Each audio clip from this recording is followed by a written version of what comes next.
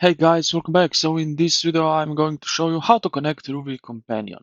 So what you need to do is basically first thing install the Rouvy companion app, download it, and when you do that you will just basically open up the app.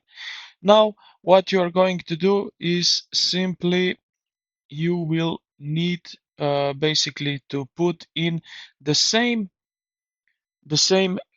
login information that you have on your main app where you cycling. So yeah, you just need to log in with the same email and password that you have on main Rouvy app, and that's pretty much it. It will everything update automatically on both apps.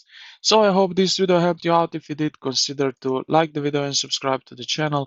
Thank you for watching, and I will see you in the next one.